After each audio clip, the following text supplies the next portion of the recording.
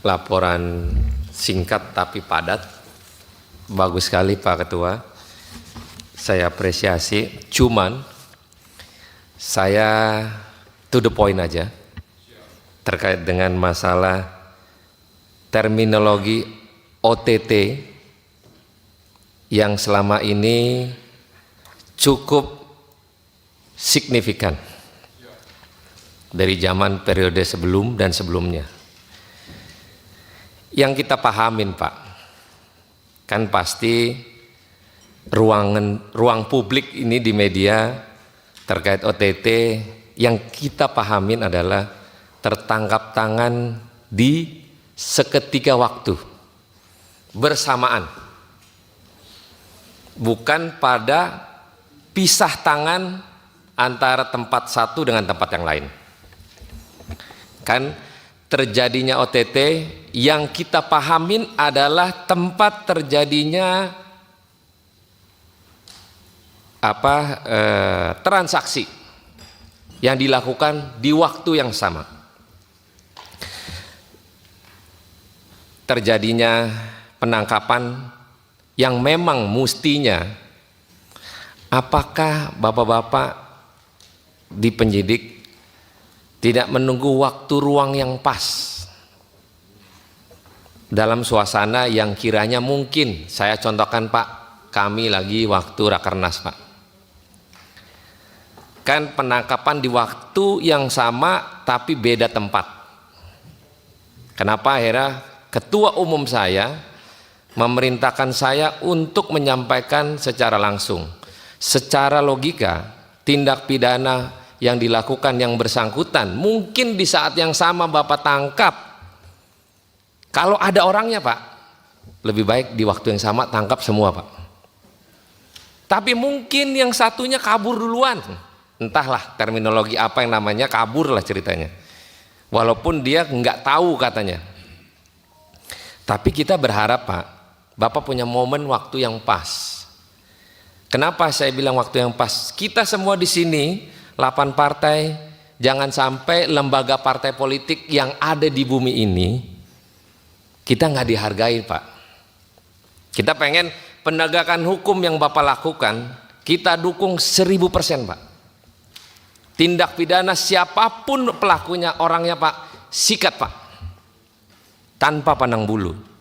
Tapi kalau mekanisme penangkapan yang tidak bersamaan, kalau waktu yang tidak pas, sampai ada masuk ke ranah dalam ruangan, ke kamar seseorang masuk, Pak, saya salut Pak sama anggota Bapak, masuk ke kamar seseorang, ramahnya luar biasa Pak, itu saya jempolin Pak, karena komunikasi humanis terhadap pelaku penyidik yang masuk ke kamar seseorang tapi humanis, itu baik sekali Pak, kita apresiasi. Tapi kita lebih sangat apresiasi kelembagaan politik kita, kelembagaan Bapak, tolonglah Pak, dihargain satu sama lain. Kita nggak mau akhirnya merasa bahwa ini partai politik sok-sokan, mau sok bersih. Enggak Pak, di Republik ini nggak ada yang bersih Pak. Kita pengen bahwa proses penegakan hukum yang Bapak lakukan sesuai koridor yang kita pengen pahamin, dan tolong jelasin ke kami Pak, apakah OTT yang dimaksud adalah bersama-sama waktu yang sama, atau kalau memang orangnya sudah berpindah tempat dinamakan OTT plus, atau sekalipun Pak, kalau memang OTT-nya tidak dalam kapasitas yang sama, mendingan namanya diganti Pak, jangan OTT lagi. Tapi perlaku tindak pidana orang yang pisah tempat bisa saja dikenakan pasal turut serta, bahwa yang bersangkutan adalah pelaku dari tindak pidana yang sebelumnya ditangkap. Mungkin itu Pak Ketua, mungkin teman-teman habis ini pendalaman yang akan disampaikan oleh Pak Ketua KPK. Silakan Pak. Baik, terima kasih pimpinan. Kami sampaikan karena langsung tadi pertanyaannya itu poin terkait masalah OTT. Baik. Jadi kami akan menjawab, nanti mungkin jawaban kami juga akan dibantu atau direspon oleh pimpinan yang lain, karena saat ini kami hadir bersama tiga pimpinan yang lain kami laporkan bahwa untuk Prof. AJP, Agus Joko Pramono, saat ini beliau ada kegiatan di luar sehingga tidak bisa hadir. Ada juga dari Deputi Inda, ada Pak Sekjen, ada Deputi Dikmas, kemudian ada Deputi Penindakan Pak Asep. Jadi sebelumnya kami akan laporkan atau kami sampaikan ini terkait nomenklatur atau terminologi daripada OTT. Jadi terminologi OTT ini sebenarnya kami tidak pernah menyampaikan pimpinan.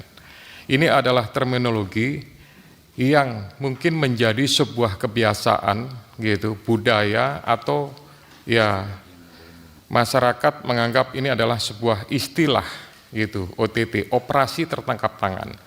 Tapi kami dari KPK sendiri mensikapi atau menyebut sebenarnya adalah dengan sebutan tindakan penyelidikan sebagaimana diatur dalam pasal 102 ayat 1 dan ayat 2 kami bacakan pimpinan bahwa penyelidik yang mengetahui menerima laporan atau pengaduan tentang terjadinya suatu peristiwa yang patut diduga merupakan tindak pidana wajib segera melakukan tindakan penyelidikan yang diperlukan. Kami laporkan juga bahwa penanganan masalah pemberantasan tindak pidana korupsi ini, jadi kami berpikirnya secara normatif sistematis. Artinya bahwa normatif sistematis ini adalah perbuatan yang digolongkan kepada extraordinary crime. Oleh karena itu maka penanganan cara-cara penindakannya pun kami juga lakukan secara extraordinary crime, tapi dengan batasan berdasarkan aturan, norma, undang-undang yang menjadi payung hukum yang bisa dilakukan oleh Komisi Pemberantasan Korupsi. Nah, terkait dengan perkara atau kasus yang terjadi di Kolaka Timur berhubungan dengan pembangunan rumah sakit umum daerah di Kolaka Timur ini tahun 2025, kami laporkan bahwa kami mendapatkan informasi dari masyarakat yang kemudian kami olah dengan cukup lama, kemudian dengan berbagai sumber pendekatan, artinya bahwa informasi tersebut kami kaji, kami telaah kepastiannya, keakuratannya, sehingga dari situ kemudian kami terbitkan surat perintah yang ditandatangani oleh pimpinan. Nah, dengan adanya surat perintah ini, kami melakukan kegiatan-kegiatan, antara lain pastinya adalah penyadapan, kemudian kegiatan-kegiatan lapangan, dan di lapangan itu kami menemukan ya dari beberapa orang yang kemudian dilakukan atau diamankan, kami menemukan bukti yang akurat sehingga kami anggap prosesnya adalah fultoid. Dalam hal ini, tindakan yang kami lakukan saat itu adalah pastinya meminta keterangan. Kemudian selain meminta keterangan, bukti berupa uang juga sudah kami pegang. Kemudian dengan keterangan-keterangan tersebut, kemudian ada beberapa tempat. Jadi bukan hanya di Kendari saja pimpinan. Ini juga kami lakukan ada di tempat lain, yaitu di Jakarta. Karena pihak swastanya posisinya saat itu ada di tempat lain, di Jakarta. Nah, dengan dua lokasi dan beberapa orang yang sudah kami lakukan tindakan penangkapan tersebut, didapatkan informasi bahwa uang tersebut ini semuanya adalah ditujukan kepada seseorang yang merupakan pejabat atau kepala daerah atau penyelenggara negara. Waktu itu posisinya yang bersangkutan tim menganggap bahwa ada di lokasi tersebut atau masih di sekitar pulau tersebut atau di provinsi tersebut. Tapi ternyata yang bersangkutan sudah meninggalkan tempat dan sudah berada di tempat lain. Jadi posisinya adalah kami lakukan pengembangan tindakan penyelidikan dengan melakukan pengejaran ke tempat tersebut.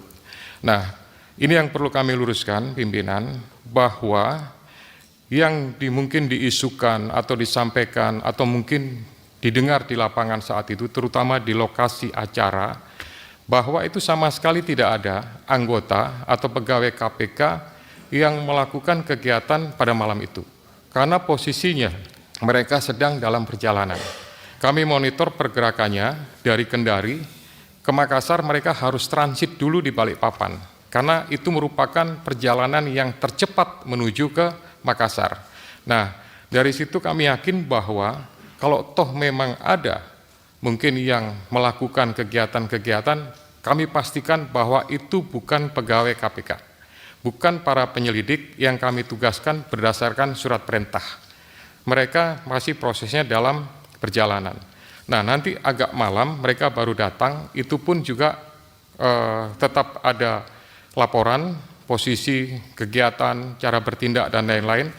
Dan untuk menghindari hal-hal yang sifatnya kontraproduktif, meskipun kami tahu bahwa sebenarnya di hari Kamis itu kegiatan belum dimulai, prosesnya baru dilaksanakan ya mungkin semacam registrasi dan lain-lain, kami juga tidak mau masuk ke dalam situ untuk mengantisipasi hal-hal yang lain.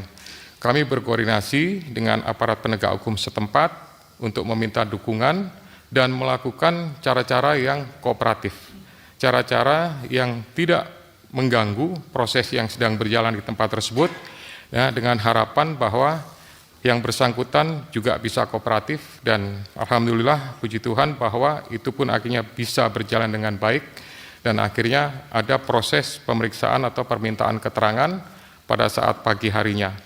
Kemudian yang perlu kami tekankan juga, kami tetap memperhatikan proses 1 kali 24 jamnya.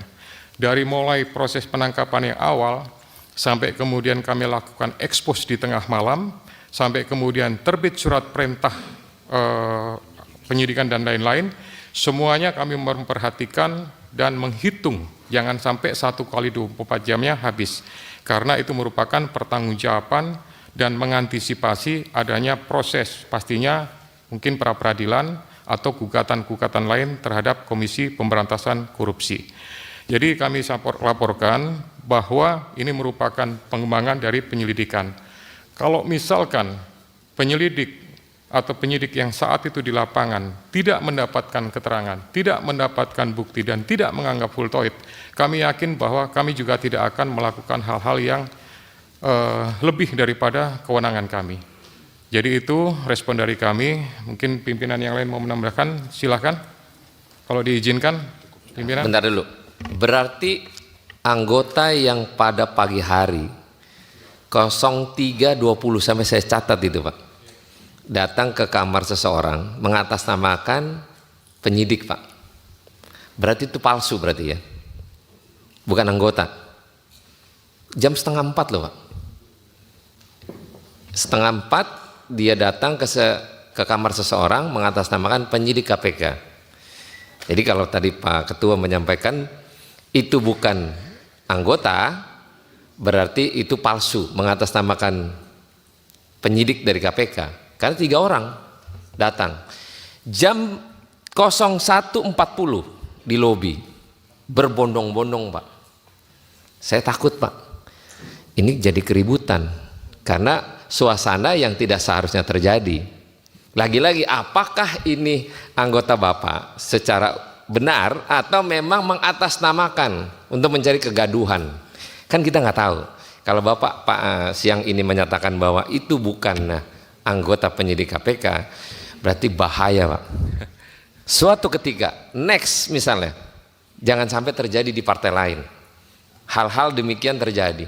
Kiranya mungkin di rapat ini Siap. secara terbuka, secara kelembagaan, bahwa kita saling menghormati Pak, di antara penegakan hukum dengan partai politik yang memang lagi buat acara di mana partai politik semua di ruangan ini 8 partai pasti punya masalah di anggotanya masing-masing.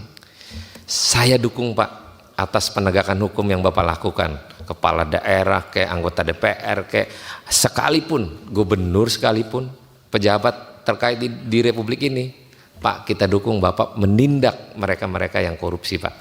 Tapi tolong dikemas dengan begitu humanisnya, kelembagaan kita saling menghormati, dan jangan lagi ada atas nama seperti, maaf Pak Johanis Tanak, tiba-tiba Pak Johanis Tanak ngomong, oh ini ada OTT, tapi orangnya di sana misalnya gitu. Ternyata terkonfirmasi bukan Bapak yang ngomong.